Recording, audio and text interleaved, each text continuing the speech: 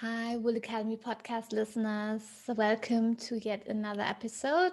And this is episode 122.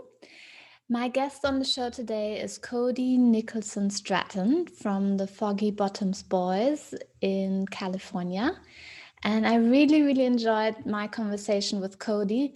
And he has so much to share. I was able to ask him so many detailed questions that were on my mind. And I hope you enjoy this episode just as much as I did. Talk to you again at the end. Bye for now. So, welcome, Cody. It's so nice to have you on the show. I've been actually following you and your husband for a very long time on Instagram, and I've always wanted to interview you. And I'm really excited that we finally are meeting here on the Wool Academy podcast.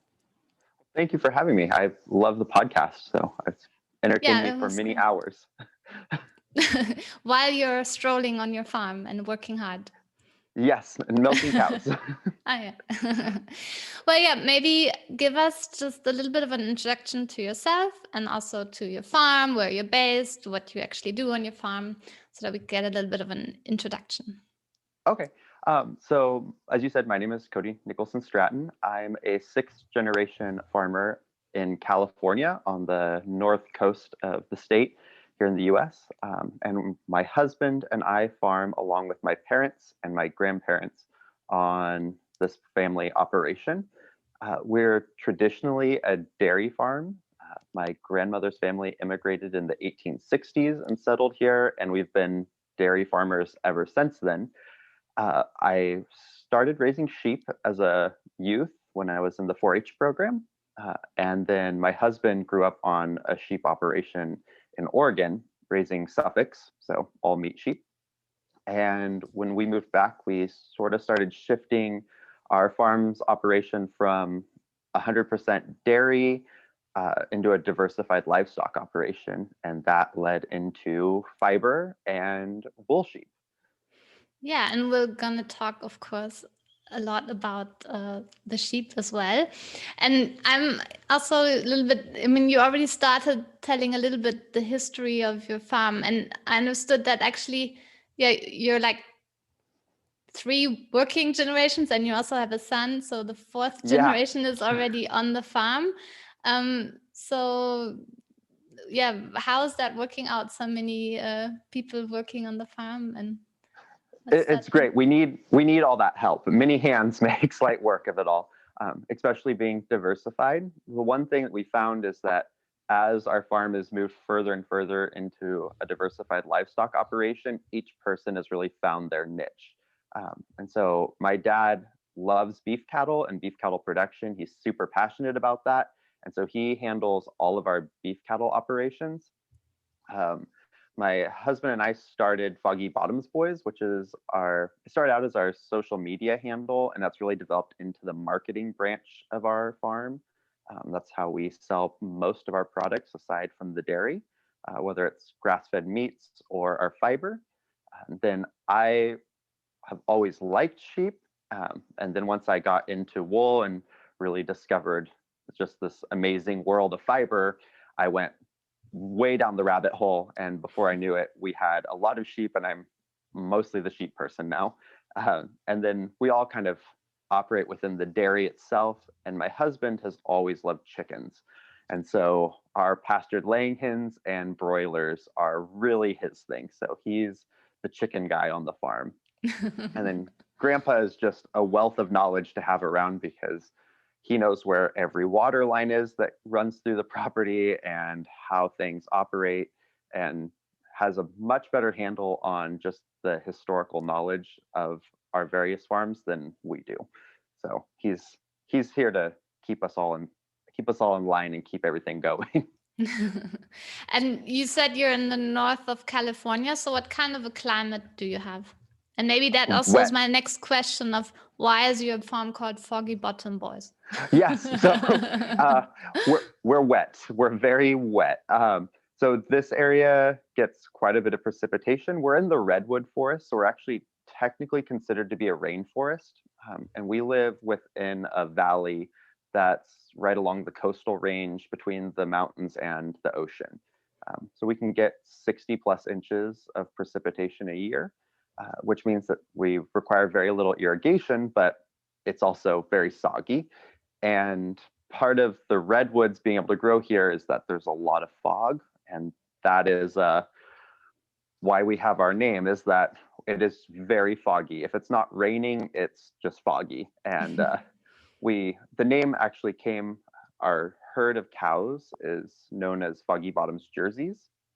And when my husband and I moved back 7 or 8 years ago, the other dairymen started referring to us as the Foggy Bottoms Boys because it was the Foggy Bottoms jerseys. And so they just started calling us the Foggy Bottoms Boys. And we sort of ran with it, and it just grew out of that. Yeah, that's a nice story. And yeah, because usually when people think of California, they're thinking about wildfires and more very Yeah, sunny, dry, too dry not climate, but that's not you. that's not us, not us at all. We're the very wet part of the state. We're actually pretty remote. We're in the far north, and so we're fairly isolated. There's really nothing within a 2-hour drive of us. Okay. So, So yeah. yeah, I guess that part people might not even know that much.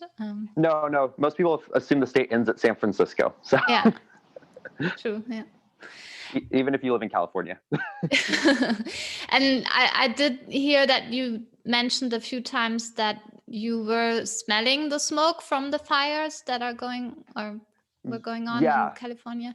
So, yeah, tell me a little bit what that was like, knowing that Uh, parts of the country was burning. it's it's devastating. We have family that were in areas that were evacuated, and you see the destruction that happened there. It's just we don't have fires in the hills around us. There can be fires, but where we're at, we don't get them. We definitely had a lot of smoke for weeks on end, and we had to deal with some respiratory struggles within the animals just because that much smoke inhalation and ash. I mean, there were days it looked like it was raining and it was just ash coming down. Mm. And there was one day that was incredibly apocalyptic. We got up in the morning and started milking, and about 7 o'clock, it looked like the sun had never come up, and it just was this like dark red sky all day long. The chickens never came out of their coops, and it was just sort of like twilight all day. Yeah. So it was a new experience for all of us. Yeah, a But bit scary, I guess. yeah, and hopefully things will change in how we manage landscapes and how we utilize cows and sheep, and we'll be able to sort of shift away from some of these massive uncontrolled fires. Yeah. And yeah, I think we're going to talk about that for sure. But now that you also mentioned that you started early in the morning milking your cows, so what is a typical day for you? Oh, so that could change depending on the season, but normally it starts at 3 in the morning. That's when our first shift of milking begins. And so that'll go until about 7. And then we move into feeding calves, feeding cows. We start going out to the sheep flocks and doing any rotations that they need. We're beginning to lamb. Actually, no one's lambed yet. They're holding out and making me stress, but they'll start lambing soon. So then we'll be moving ewes into lambing jugs in the barn. We'll be spending more time in the lambing barns. And then we do a lot of rotational grazing. So there's moving portable fences. In the summer, we'd have some irrigation as well as hay. So you've been shifted into that or into building fence. And then by 3 in the afternoon, milking starts all over again. And so you milk for about 3 hours in the afternoon, and then we'll move into feeding calves, feeding cows, and hopefully make it into the house for dinner around 6:30 and 7, and then work on all of the paperwork that we have to do. So And the social media.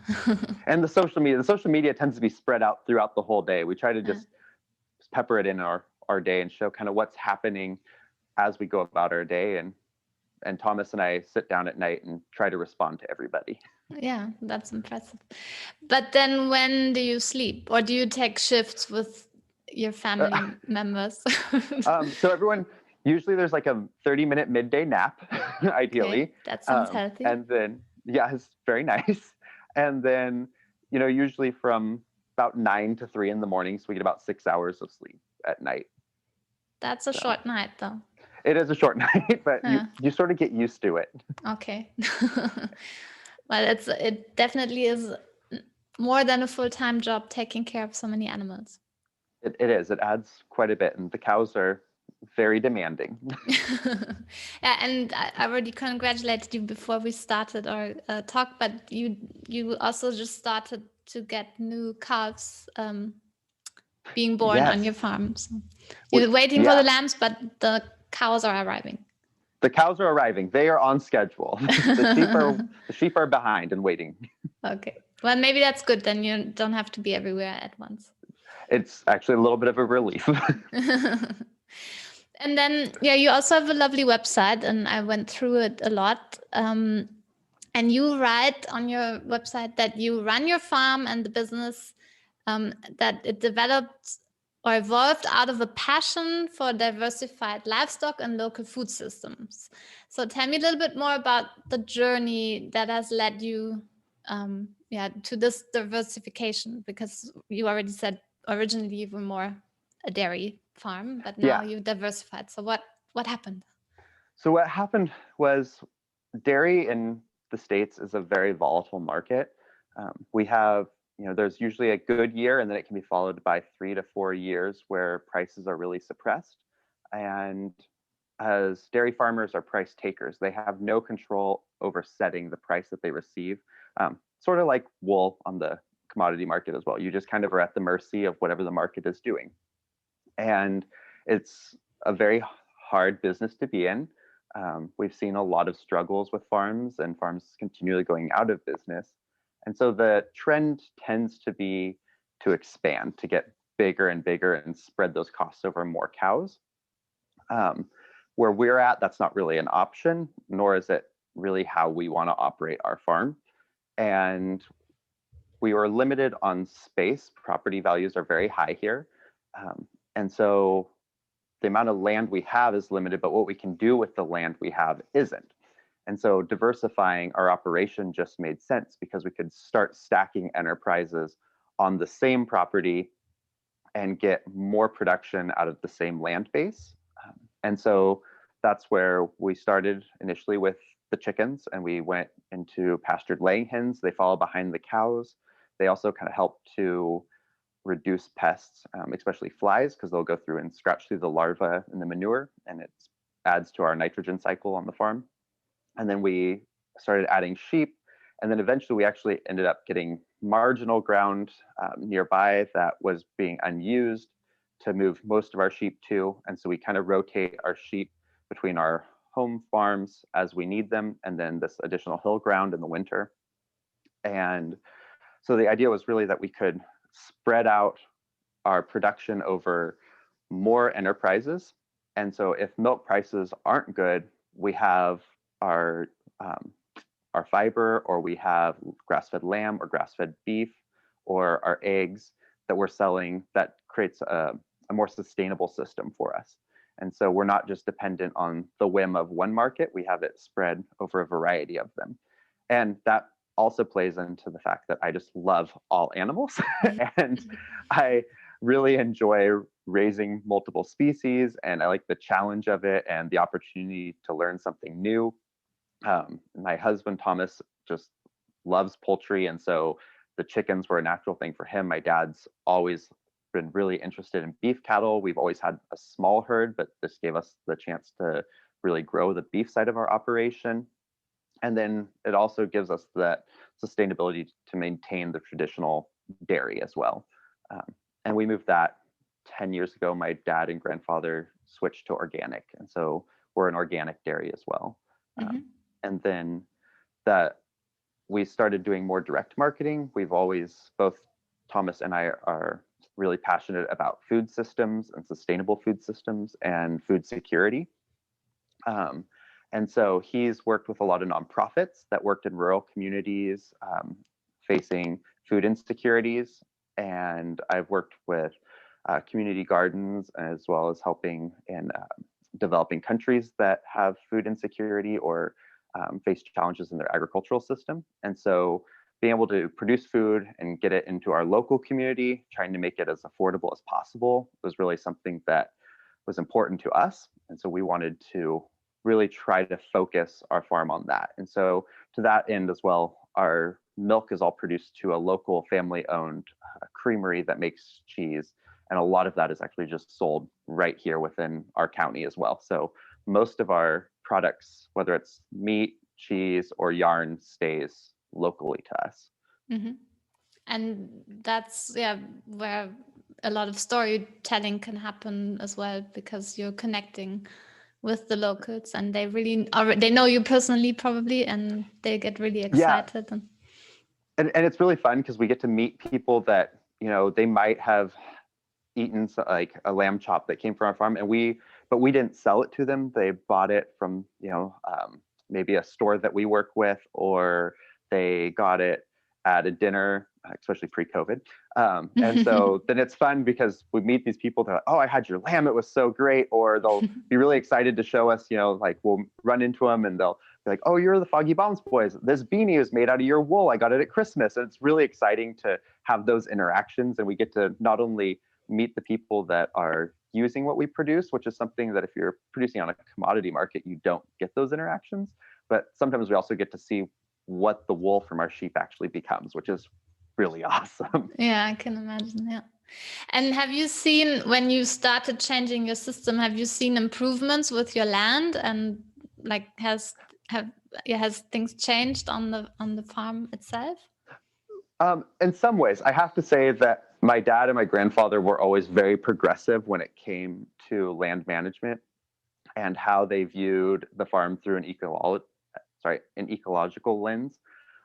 And so they were really progressive in using high intensity, short duration grazing, taking a very holistic management approach. Uh, but we have seen definite shifts where we've incorporated other species in and used their natural behaviors to impact the land. So where the chickens, we've been able to shift plant communities and parts of the farm that were not particularly advantageous to grazing, but by putting the birds there over winter, we've changed, you know, communities that had a lot of thistle or reeds into really diverse legume communities. Or we've used sheep and goats after the clip to hit areas that had a lot of thistles and knock them back and put them back into perennial pasture. And so in those areas, we can see a big shift in the land. And it's really cool now that we're, you know, 5-6 years into this, where we're seeing areas that were huge projects the first year. We weren't sure it was worth it. It took a lot of labor. And then now, you know, 6 years later, there are these beautiful pastures that have just carried on from that struggle of that first year of grazing sheep and goats on this big, tall milk thistle. So Yeah, that's cool.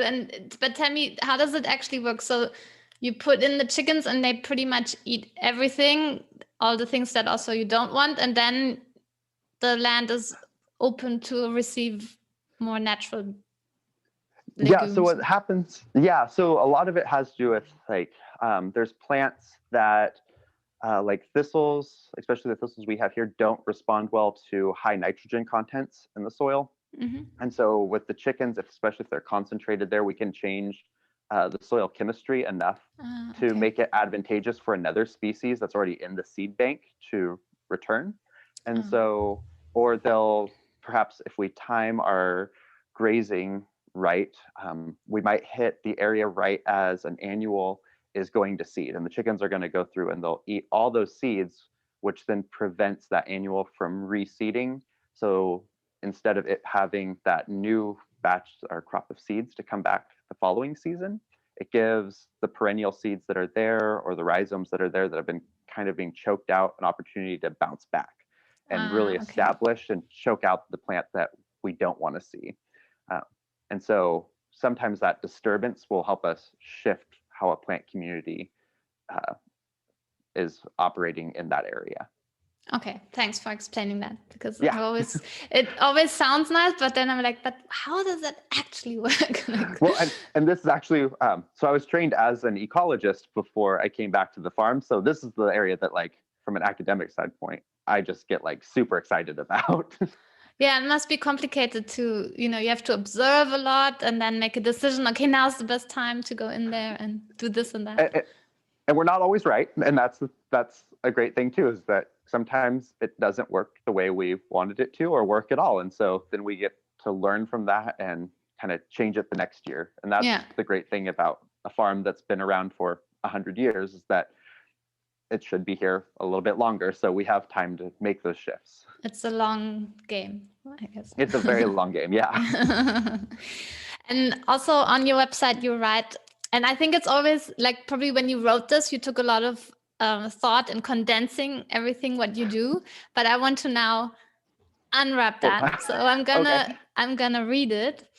So we pride ourselves in bringing you food and fiber that has been ethically raised in a climate beneficial system, providing nutrient-dense protein, luxurious fiber, and preserving open landscapes for future generations.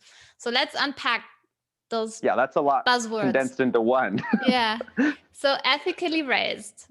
How Yeah. like how would you define that? Why you're So I would look at ethically raised as actually having kind of three prongs to it. There's the ethics of the animal welfare and the humane standards that we follow. So, like on our dairy, we're certified humane by a third-party certifier. With the sheep or the beef or the chickens, it's using low stress practices when it comes to operating the farm or moving them. We're letting them express their natural behaviors. And in a lot of ways, when it comes to a lot of our land management, we're actually utilizing those natural behaviors to benefit the entire system.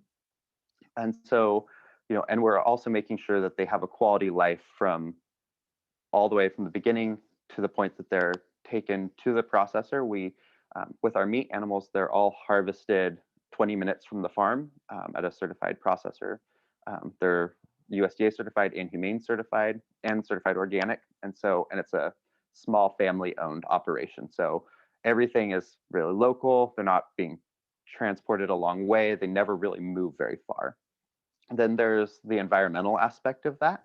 Um, there's the ethics of the environment. Are we leaving the land in better shape than we found it? We're trying to do as much as we can to sequester carbon and to manage our farm in a method that sequesters carbon, that doesn't put nitrates into the water table. And so we have, very routine water sampling to make sure that that's a goal we're reaching. We do soil sampling as well.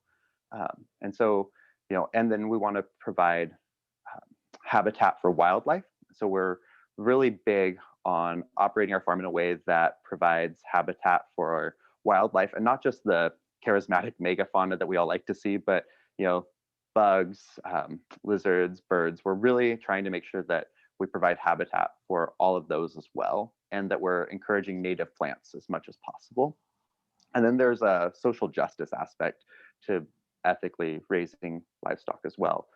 We know that livestock production can have a negative impact on communities, especially at-risk communities. And so we want to make sure that what we're doing isn't negatively impacting the communities around us. We want to provide, clean air, clean water, preserve open spaces, provide, wildlife for them to see, and then also bring high quality food to those local communities. And we recognize that what we do has a certain price tag on it that not everyone can afford, and it's often out of reach for many people. And so we make sure that we also donate to local food pantries and food banks, because we have a product that we want to make sure is benefiting everyone locally to us. Okay, those are already a lot of different aspects in those two words Yeah. of ethically raised. Okay, that sounds really good. And then climate beneficial system. Yeah, so that's really comes down to carbon sequestration for us. We're working to sequester carbon through our grazing practices, increase the organic matter composition of our soil. As a dairy in California, there's actually a mandate by the state to reduce methane emissions by 40% by 2030. And so the industry as a whole has to reach that goal. But for us, being the sort of dairy we are, we did our analysis, and there was really like nowhere for us to go that reduced methane emissions any more than where we were at, because our cows are already on pasture. We already were using all the practices that they wanted us to implement. So that was great. That was a nice thing to get to already. But yeah, so we're just trying to reduce those greenhouse gas emissions and do our part to sequester as much carbon and reduce the carbon footprint as much as possible. Okay. And then nutrient dense protein. That for me was actually new. I didn't know that. Okay. So that's really it's a big buzzword in the cheese world right now.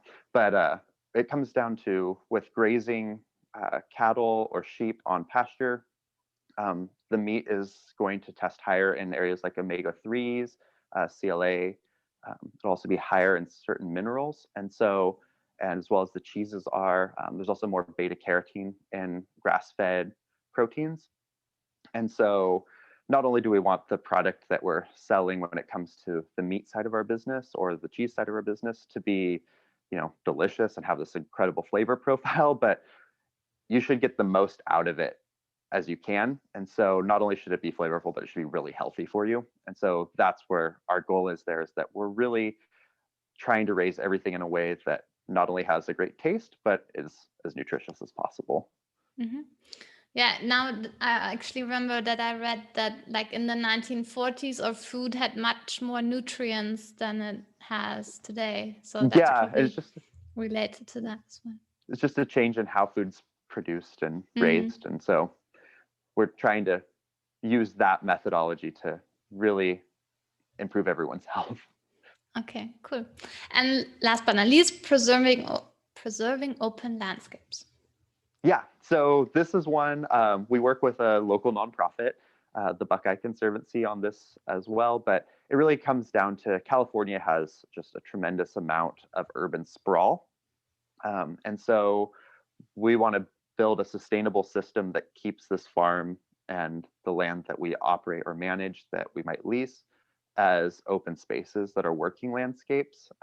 And so instead of it becoming a subdivision or being broken down into the trendy term for them is ranchettes. So they're 5 to 10 acre properties, and either they become large lawns, which is basically an ecological disaster because it's just a monocrop of one thing, or people move in and have 10 acres or 5 acres and have horses, which are not the most gentle creatures on land. And so it'll have an impact on how that land is managed, as well as it fragments the landscape. And so when you're looking at things like native plants or wildlife, it's really going to impact how wildlife is able to move over that landscape, or where, an insect that depends on a certain flower, instead of now having 200 acres where that flower was abundant, it may only have 5 acres here, and then, a quarter mile away, 10 acres where that flower is. And so by preserving those open landscapes, we're really providing an ecological service for the wildlife as well as community by having great viewscapes and being able to see, open spaces, because this area is beautiful. Yeah.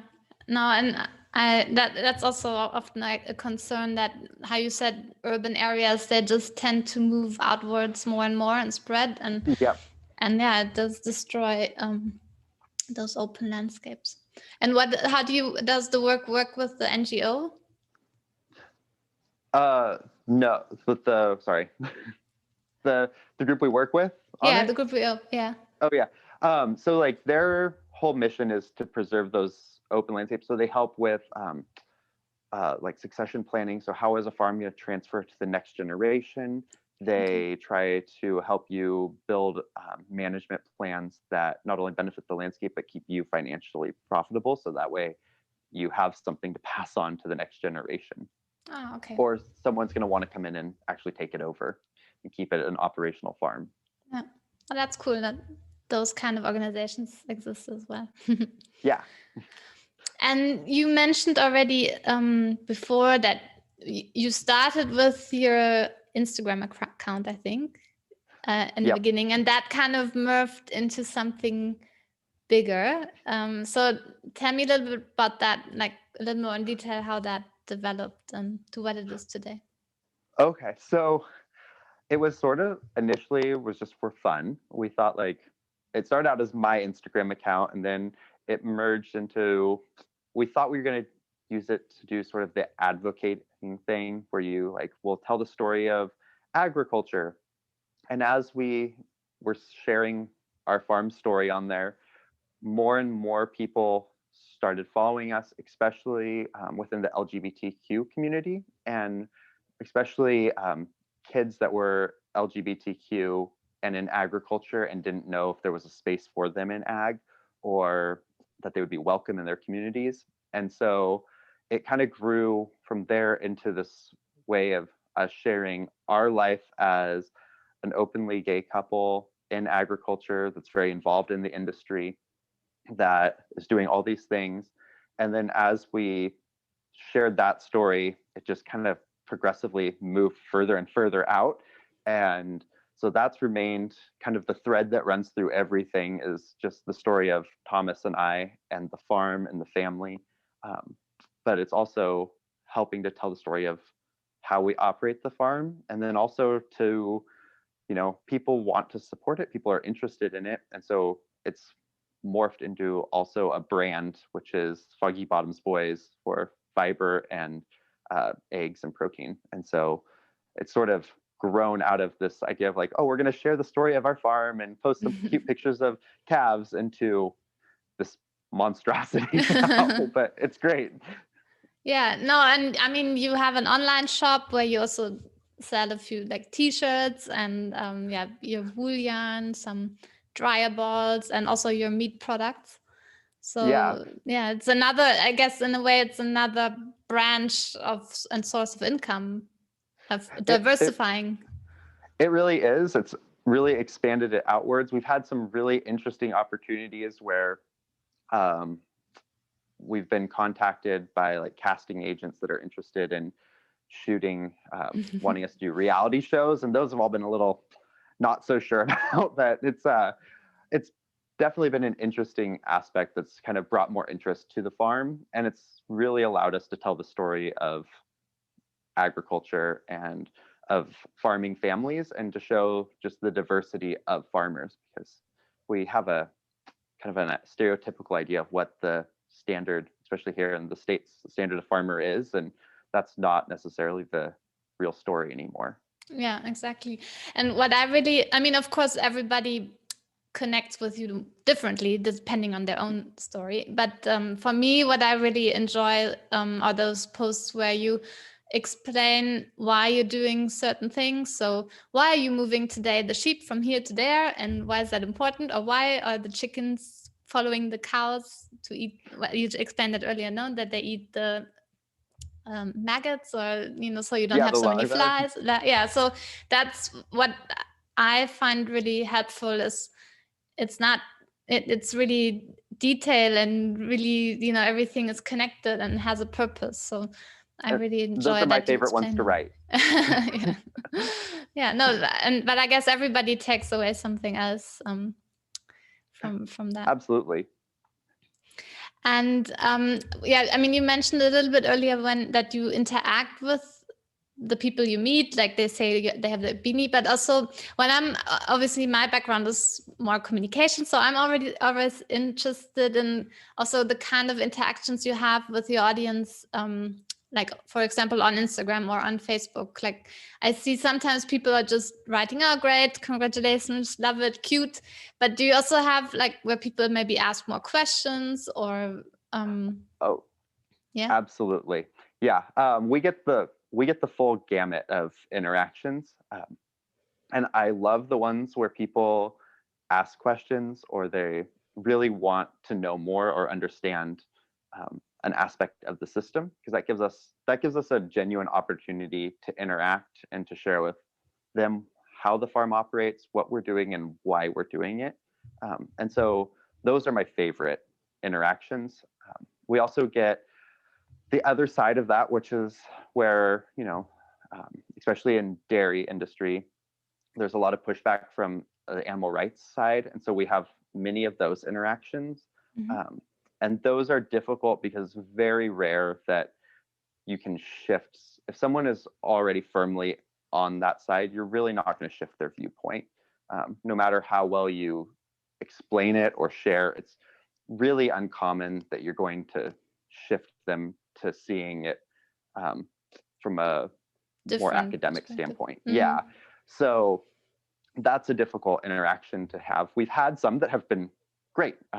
We had some interactions where we've received emails and people want to know about why calves are raised in hutches, and we've explained it to them, and they went away with an actual understanding of social distancing in calves and why that's important. Especially now, it makes it very clear why we do this. But those interactions are always difficult for us. And then because we're a gay couple in ag, we also just get some really crazy ones. But Yeah. Some that are negative, some that are people that need to learn where boundaries are drawn. But yeah, it's just, we get kind of the full range of interactions. So it's been, I enjoy it. So not only do you run a farm, you also have to run a PR agency. And Yes, which luckily my Thomas studied marketing, so he's very good at that side of the business. yeah, excellent. Well, I think we have come to the point in this show where we are finally going to talk about sheep. Are you Okay, ready? I'm ready. Okay, so tell me a little bit about your flock, because I heard on one of your Facebook lives or something that you actually started a few years ago, and you started with 2 merino sheep that were somehow for free. So They were.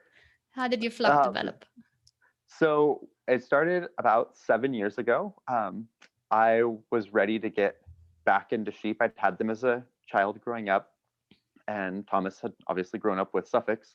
We had a bunch of Angora rabbit fiber because we had Angora rabbits, and so we wanted to start blending wool. I knew I wanted fine wools to start doing our own yarn, and Thomas was working for a youth program at the time, the 4-H program, and someone called and they had these 2 merino lambs. They had bought them because they were got a spinning wheel and they were going to spin their own fleeces, and they had been told that they could keep 2 sheep on a 1/4 acre, which was not enough land, especially when there was a house and a garage on the 1/4 acre. So they very quickly ate everything. And they called the 4-H program and wanted to know if there were any youth that wanted the sheep, and there weren't, because the wool sheep are not very popular, especially in this area, and definitely not with young children. And so we ended up taking them. And so from there, then we got a few Rommeldales from a shepherdess that was just down the road. And then the flock that those had come from, that she'd bought those out of, was dispersing the next year. And then we bought 40 more, and it just sort of very quickly grew from there. So these 2 merinos very quickly turned into 50 head of sheep within a year.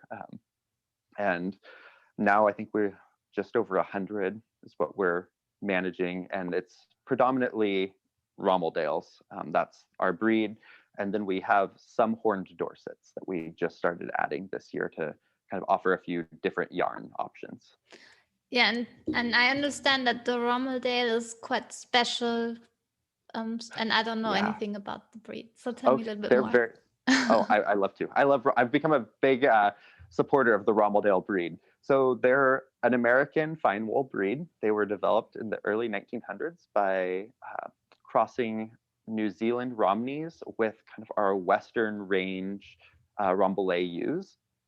And the idea was to create a dual purpose fine wool. And so usually they kind of fall in that 20 to 25 micron range. So they're kind of they're the high end of a fine wool. Our flock holds towards the 20. So we try to really keep towards a 20 micron fleece in ours. And so they were a white sheep originally because they were commercial. And when the wool industry went into decline in the US and the sheep industry followed along in the 50s, moving into the 60s, they really started to vanish. They were not popular enough to hold out where Rambouillets or Merinos could. And there was a gentleman in California that had some colored lambs pop up. And so he called them the California variegated mutant.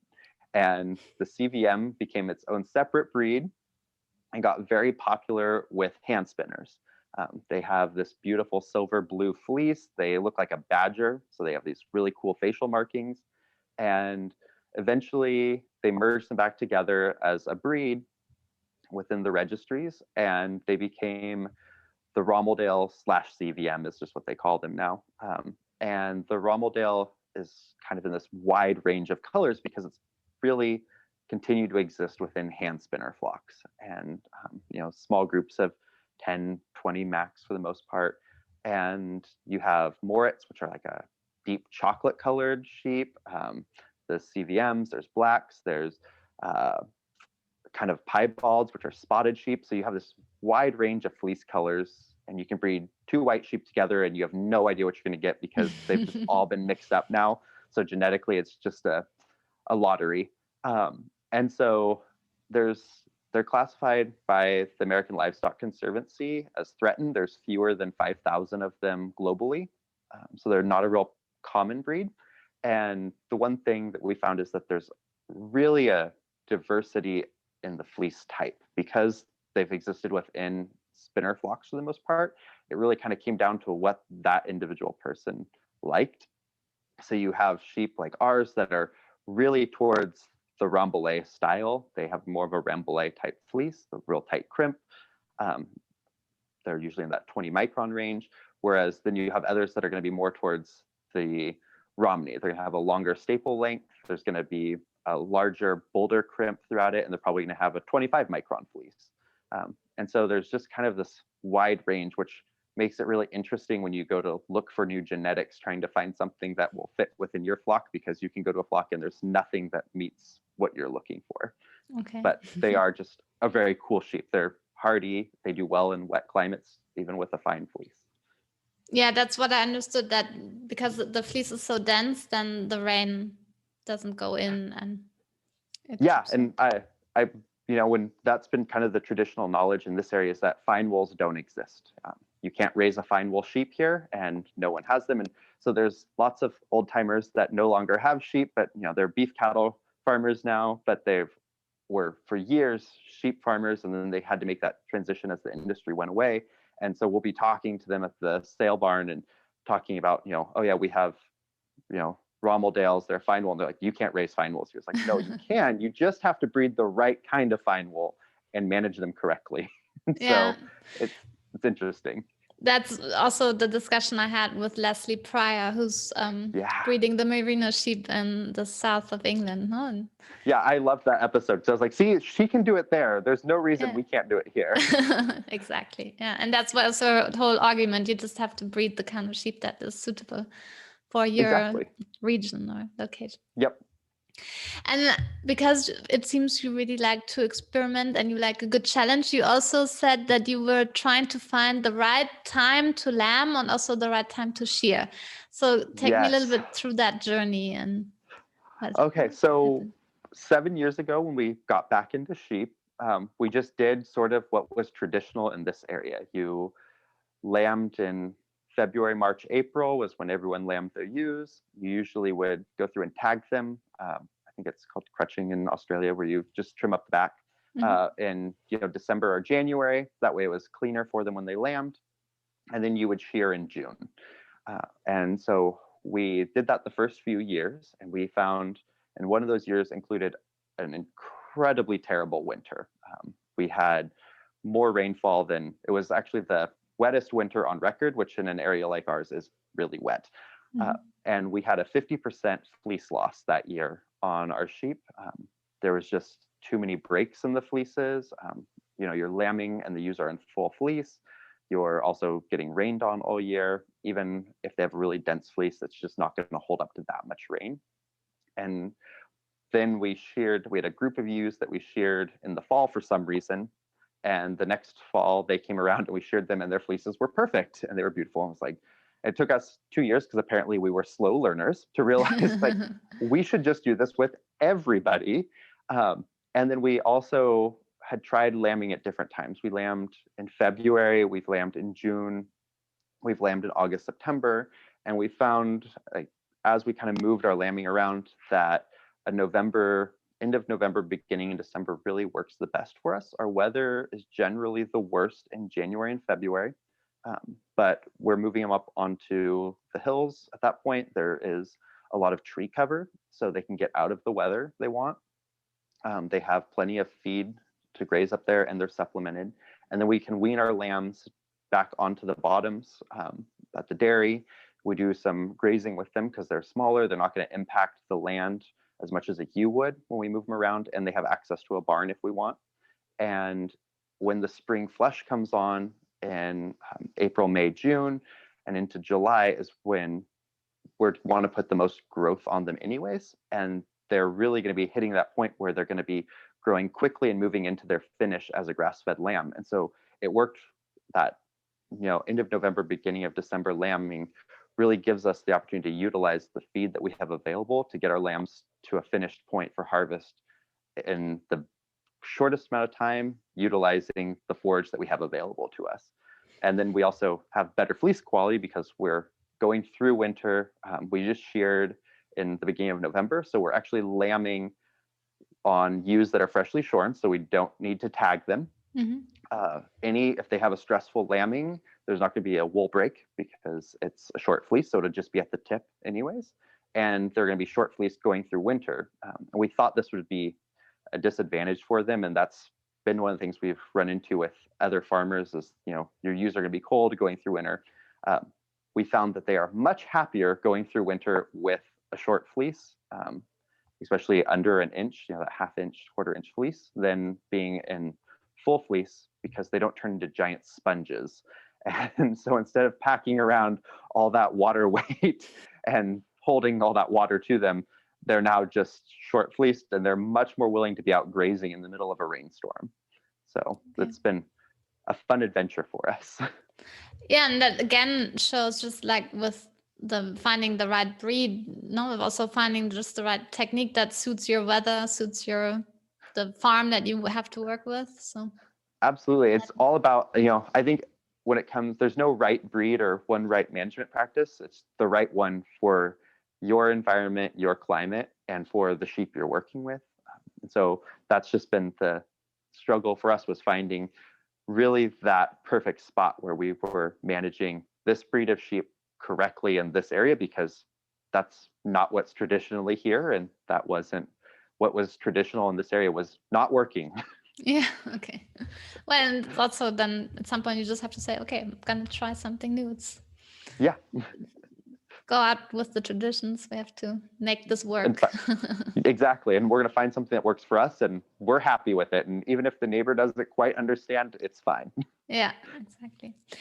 And then I also read in one of your posts, sorry, I feel like I'm stalking you, but Oh, no. in one of your posts, I read that you wrote like, okay, so I think you were explaining that to your son, that we're going to let this land rest for 300 days, but the other part we're going to graze again in 30 days. So explain that to me as well. How does that work? Why is that important? So it's very important in how we're going to impact the land and what we're trying to achieve from a management standpoint on that particular piece of land. And so the part that that's going to have a 300-day rest period is it's the back 50 acres parcel on the hill farm where we winter our sheep, and we did a spring grazing up there. And it was an area that's never really been grazed, and so we wanted to impact it really heavily. There was some bramble and that we wanted the sheep to knock back, and they were just going to let it go. That way, all of the forbs and the grasses had time to come back and really establish themselves. And so in another spot, like here in the bottoms, where our dairy is, we can graze after a 30-day rest period. The grass is knee-high again without any irrigation, and we'll need to come through if we're going to graze it off. Otherwise, it's going to go to seed and the plants will start going dormant. And so it really is just a function of what's the soil type that we're on, and then also what's the management goal that we're trying to achieve in that specific location. And so we really tailor all of our grazing strategies around those two things. What is that specific ground capability? What is possible there? And then where are we trying to get it? And so how can we impact it through using livestock impact? And do you then keep like a plan where you write, okay, check this area again in that many So, days and make a decision, or how do you so we keep have a calendar track? that we keep it on. Yeah. So I know Okay. we have friends that keep these like amazing color coordinated charts and they graph it all out. And that's just never worked for us for some reason. I just don't think we're the type of people that will go back and we're not going to keep track of the crayon that we used and we'll lose it. And so we have a calendar that we keep track of where were the animals at what day. And then, if we know, okay, this is the time next year we want them to be here, we'll make a note of it on next year's calendar. That way we know, okay, you need to go check that field at that point and determine if it's ready or if you need to move it back. And then we also do a lot of we set up sample points where we take photos, and so that way we Ah, know, okay. last year this looked like this, and this year it looks like this. So we're going in the right direction, or we're not going in the right direction, and then let's change what we're doing. Yeah. Okay. I just moved into a house with a huge garden that hasn't been managed well by my parents for some time. So I need Parents will do to, that. yeah, I guess it was just their age at some point. They just couldn't manage anymore. But I'm motivated, but now that's why I'm listening carefully. I have to sneak some of those practices into my gardening. And they work everywhere is the thing. It's really just kind of planning and setting up what you're trying to achieve, and then setting mile markers so you can see if you're getting there or if you need to switch it up. And the thing we've learned is there's no shame in failing, because it's going to happen inevitably. There's only shame in not trying it. So Yeah, and not, I guess, learning from yes, what didn't yeah, work. that would be important. Okay, and then another challenge I think you faced a little bit is, so you produced that wonderful wool and you wanted to also sell your own yarn, but then I guess it wasn't that easy to actually make yarn out of your beautiful wool. So what was that journey like? Oh man, no, wait there. That was not an easy journey.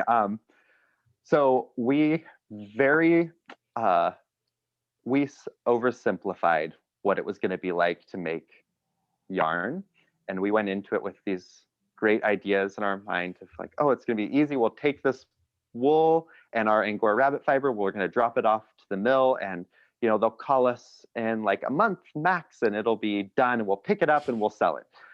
That is not how it works, especially with small mills here. There's not enough of them, so they're very backlogged. Um, we learned very quickly that not every mill can handle every type of fiber. And that we also learned that you need to actually ask if they've worked with that type of fiber before you drop it off. We were assured, the first mill we tried, we were assured like they could handle an Angora rabbit, blue-faced Leicester blend. That was no problem. We dropped it off, and a month later we got a call. It was like, you need to come pick it up. We don't know what, like, something went wrong.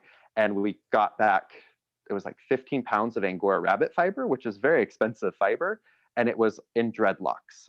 They had washed it like they would wash a sheep, like a wool fleece, and it immediately felted and was useless. Oh no. And so we eventually found a mill that could work with Angora rabbit. They were very skilled with it. Unfortunately, they were in Minnesota, so we had to ship it halfway across the country for it to be milled. And then we found there were two mills that were close to us that would work with wool. The first mill we contacted, we were kind of on the path. We told them what breed of sheep we had, and they're like, oh, that might not work. Romuldale fleeces are kind of iffy. We might not be able to get them through. It turned out they were built to do medium and long wools, which are what a lot of American fleeces are. And so when they couldn't handle a fine wool fleece, the mill wasn't built to card it. And so there was another mill that was actually closer, but had just started, and they set up to do fine wools. And so we were able to use them, but they were new. So there was a lot of learning for everybody going through that process. And now that's great. They do all of our 100% wool blends, and we just take all those fleeces to them. And the other challenge has been, since we do natural colored fleeces, we only do a few, we don't do any dyeing that we sell, but we do white yarns that can be dyed. but we do all these yarns and they're really individual. So we'll make a run of one type of yarn and we'll probably never make that again just because the conditions for those fleeces won't be there again. And we may not have enough black fleeces and Morit fleeces to make that particular blend. So it gives us a lot of freedom though to really experiment and do fun blends where they do tonals and variegations. But it was finding a mill that was willing to take the time to feed, when you're dealing with 100 fleeces, to feed this fleece through and then a white fleece and then a black fleece and then a silver fleece and then go to a brown fleece and then to apply them in a certain way. And so those have all been challenges that we've had to meet. And then finally, once we get the product, it was the challenge of finding customers to sell it to. We went in assuming it would be super easy, and then we heard just horror stories about how difficult it was. And it was like, we talked to people and I was like, oh God, we're gonna be sitting on hundreds of pounds of yarn for years, which has not been the case. We actually sell a lot of yarn, and generally we only, whatever the previous season's yarn is, it sells out by the next round, which is great. But it's finding the right way to get to those customers and to sell them that product, and then trying to keep that price low enough that it's accessible. The first round of yarn we did, we colored it. We did all these dyes, and we found this local fiber artist, and she hand dyed it, and it was just like, they were so cool. They're vibrant, and it was an $80 skein of yarn for 150 yards, which is not it's just not accessible for everybody. And so it was just this very exclusive product, and that really didn't fit into our ethos as a farm or make it easy to move that yarn. And so now most of our skeins fall into the $20 to $40 range. And $40 is going to be something that's got an Angora rabbit blend just because of the inherent cost of that fiber. But we try to keep them lower so it's affordable, but yet profitable for us to actually do it. And then we don't sit on so much yarn it's taking over our house. But what was then the right solution to find your target customer? Was it through online or more local shops? Or? Online. Initially we worked with a local yarn shop, and we do now we're not in any yarn shops. We don't work with any yarn shops. We do work with local interest tourism shops that sell local products, and so they'll carry like a few baskets of our yarn and our dryer balls, and those are things that people can, they'll see it, it's local, they want something from this region, they'll purchase it. But for the most part, it's really about Instagram and Facebook. And that's been how we've reached customers, reaching out to influencers within the knitting community, sending samples to people, and then also really just pushing products. And we find that photographing products certain ways draws more interest to them. And so we've had a lot of experimentation with how we photograph yarn, if there's a person in it, if there's not, and then what does that actually result in sales wise. Yeah. So Instagram is great for selling yarn. Okay, cool. And I saw that you did like a half an hour live evening where you were like showing you different yarns and explaining how they were made and so on. Yeah, and that's a great way because then everyone can interact with you. So it actually gives like an actual interaction. It's not just the photo of it. We can, they can ask questions while we're on there. We can answer it because if one person has the question, someone else has the question. And so we can answer those questions. We can talk about the yarns, and then we can share kind of the farm story while we're at it. And you get that byplay between Thomas and I and the interaction. And I believe we were drinking cocktails while we were doing it. So it probably got a little more exciting. My mother was not happy with us about that one, but it seemed like everyone else loved it. Yeah, it was fun. But then, you have that unique experience of knowing how your fleece ends up. Does that then feed back into how you breed and select? Absolutely. Yeah. Yes. So our management has really changed with the end product, seeing what it comes back as, and then how are we going to breed these ewes? What are we going to select for? And then what do customers want to buy? We have one yarn, it's called Frosty. It's all white. It's a lambs. It started out as a lamb's wool. Now it's just like a fine white wool. And it's always, the sheep that are in that 20 micron, or even especially with the lambs, will get under the 20 micron range. And that yarn, we never have it in stock. We'll get that year's batch back and it sells out within a week or two and it's gone. And that's one of the only yarns that we actually repeat every year. But we've seen that the finer fleeces is what people are interested in. And so that's why we've shifted towards fleece that's more of a micro crimp and in that 20 micron range, and not going to deviate too far from that because that's what we can sell. The other one that there's always requests for is sock yarn. And while Rommeldale is fairly abrasion resistant, it's just not the best sock yarn. And so that's why we've added 20 horn Dorsets to our flock this year. Is those Dorset fleeces work great for sock yarns, and it's white, so they can dye it whatever they want and make whatever colored socks they want. And so we've added this other breed on a small scale just so we can diversify our yarn line. Yeah, that's really cool that you can just tweak it here and there, and then you already have new products and a new target audience. A new target audience, and that's been a challenge with knitting yarns, is it requires a skill set to use it.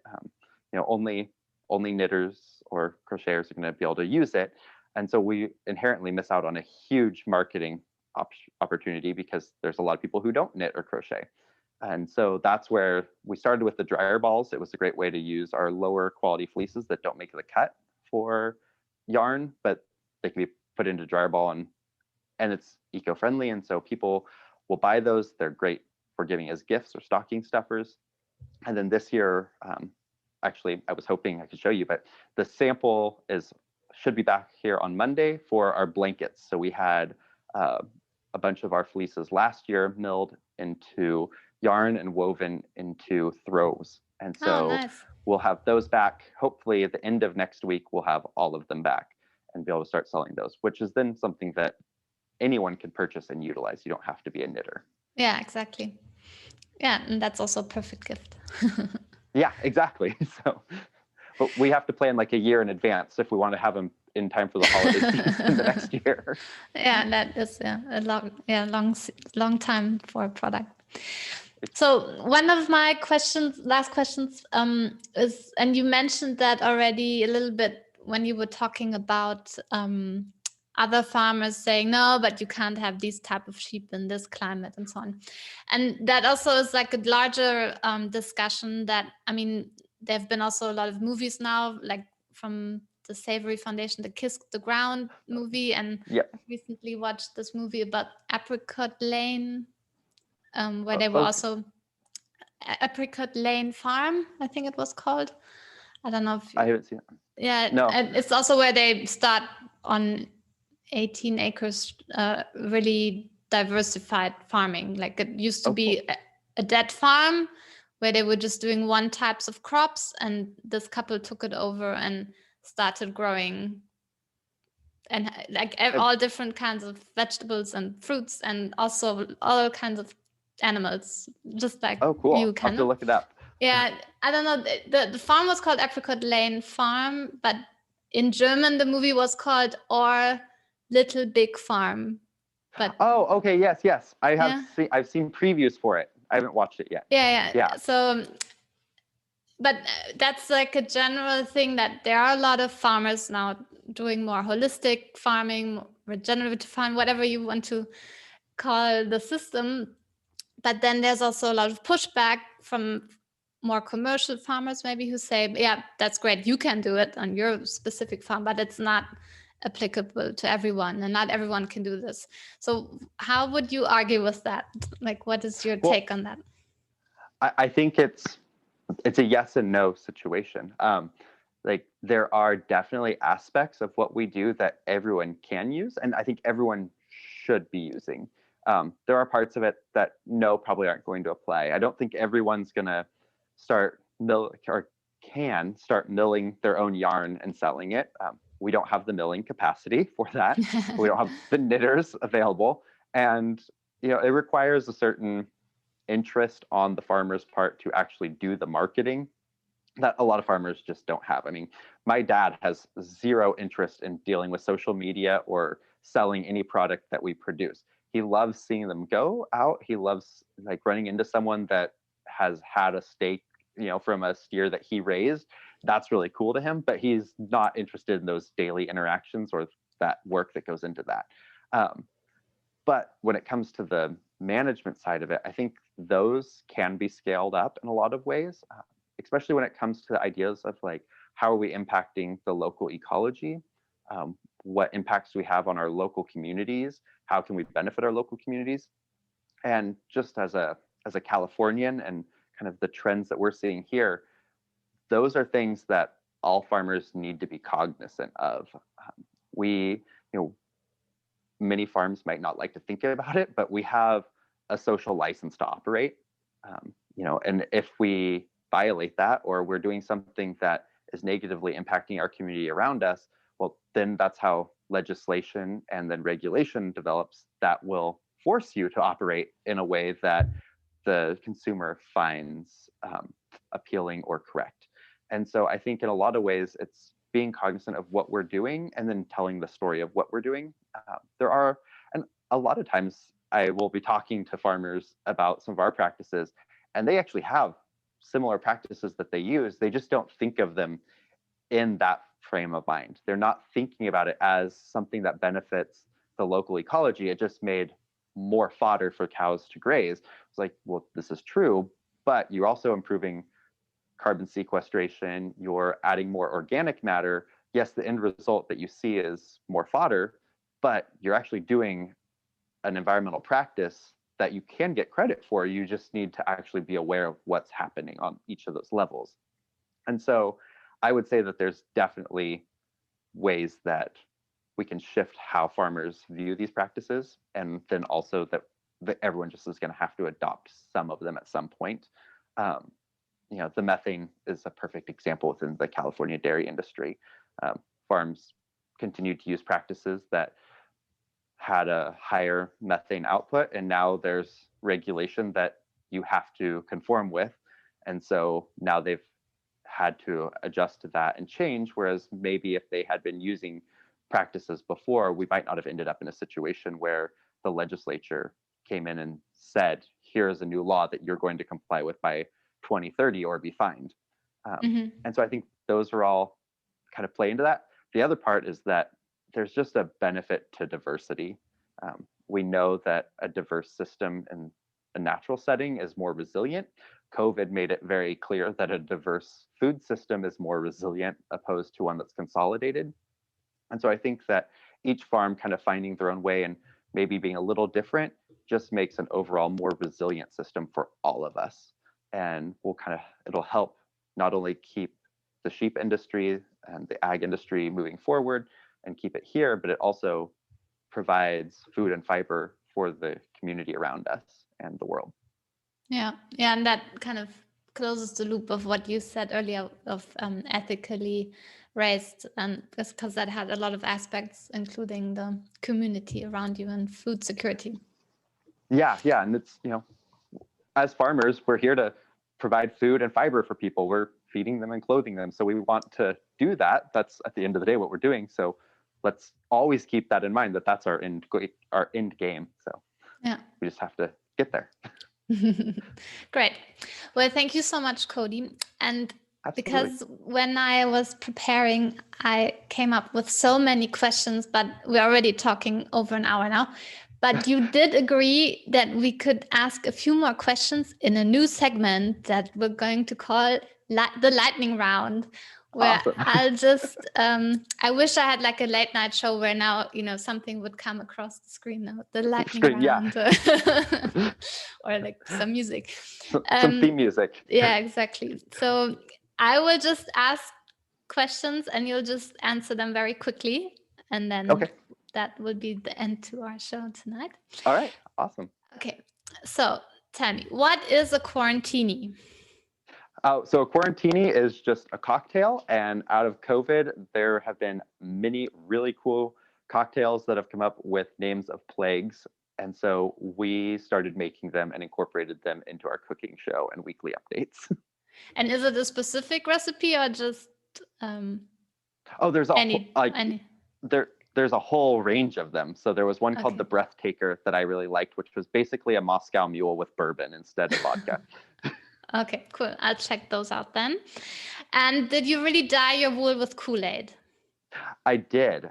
It's a really simple and fun way to dye wool. The citric acid serves as the mordant in it, so you don't need to buy alum, and it's non-toxic. And so if you're looking for like a fun activity to do with kids that's educational and might get them engaged in fiber, Kool-Aid dyeing is the thing to do. So we did a live on Facebook and Instagram showing parents how to use it. Okay, cool. Then you sometimes talk of the island. What is the island? Oh, so we live in a river valley, and there's a river that runs through it. And in the mouth of the river, where it meets the ocean, there is an island called Cock Robin. And that's where my grandmother's family settled when they immigrated from Denmark. And we still farm out there. Mostly we grow alfalfa, and it's currently where our ewes should be lambing soon. Cool. Then you asked your audience to come up with a new name for one of your new yarns. So what were the 3 top names that came out of Oh, that? I honestly don't remember. There were so many good ones, but we ended up, I just labeled it, and this is my terrible attempt at German. I think it's Untitled, which means like no title. And Yeah, so, ohne yeah, Titel. Yeah. there we go. Yeah. So that is just what it stayed because there was a fashion house named that. And I was like, we'll just call it that. So, Okay. So you have some German now in your and collection as well. And why did you start a cooking show? Oh, so the cooking show was really everyone wanted to know how to use the cuts of meat that we were selling, especially things like chuck roasts and short ribs that people maybe aren't accustomed to using. And so it started as a way to kind of show how to use various cuts that we sold, but then it morphed into a lot of my own interests and kind of cuisines that I like to cook. So And what's your most popular recipe? always the challah. We are always getting requests for challah recipes, like and various things to stuff a challah with, which is the challah is a bread recipe. Okay. And you say you used to have goats, but you said you will never have goats again. What happened? Oh man, the goats. They anywhere water can flow, a goat can go, and they got out constantly and were causing trouble. And half of the island is owned and managed by the National Fish and Wildlife Service as a refuge. And so for like a week, they vanished onto the refuge and we couldn't find them. And so we were all in a bit of a panic that they were going to be eating things like the trees that were planted there. And so now we just said no more goats. We can't deal with the stress. Okay. Then you also sometimes go to sheep fairs and exhibit your sheep. Did you ever win a prize? We've been very successful. The best one we've won was the Black Sheep Gathering in Oregon, which is one of the largest wool-only sheep shows in the United States. They cut the entries off at 400 head, and we won Supreme Champion in 2018 with one of our ewes named Risk Umbrage. And the best part of it for us was that the award is the Glenn Edmonds Cup, which is in honor of the guy that actually created the California variegated mutant. So that part of the Rommeldale, and a Rommeldale had never won that award before. So we won the award in honor of the guy that made our breed as the first one of our breed ever to do it, which was pretty cool. That is cool. Now, how many? This is the lightning round. I can't answer. Ask more questions about that. But how many dogs live on your farm? Oh, there's 4. So we have 2 livestock guardian dogs, Beorn and Thorin, and then we have 2 sheepdogs, Astro and Dragon. And one of them wears sunglasses sometimes. Why? Yes, Dragon does. He has blue eyes, and so on bright days, he ends up squinting a lot and is very uncomfortable. So he has rec specs, which are these glasses that go on so he can see when he's working the sheep. And it works, it seems. It does. He actually really likes them. So. Okay. How many sheep did you have as a child? So Thomas and I both had about 25 head of sheep as kids at any given time. So we both kind of grew up. He had Suffolks, and then I had Dorsets and natural colored Columbias. Okay, last questions. Where can our listeners find out more about you and on what you do? Well, you can check us out on our website, which is foggybottomsboys.com. Bottoms and boys is both plural. And you can also find us on Instagram and Facebook. We don't do Twitter. So excellent. Well, thank you so much. That's the end of our lightning round. That was awesome. fun. Well, Thank you so much. Yeah, no, thanks for letting me ask so many detailed questions. I hope I wasn't too curious. No, it's great. I love answering questions about the farm. Excellent. Well, thank you so much, Cody, and I wish you lots of continued success with all the diversity that you're doing on your farm. Thank you. Have a great day. Thank you. Bye-bye. Shalom, shalom. Well, I really hope that you enjoyed my conversation with Cody Nicholson-Stratton from the Foggy Bottoms Boys just as much as I did. If you want to find out more, then head on over to the show notes at elizabethvandelden.com/122. And there I have linked to all the different social media outlets and also the website of Foggy Bottoms Boys. So you can explore all the beautiful stories that Cody and his husband Thomas tell on social media. It's really worth checking out. Thanks for listening. I hope to see you again in 2 weeks' time, and bye for now.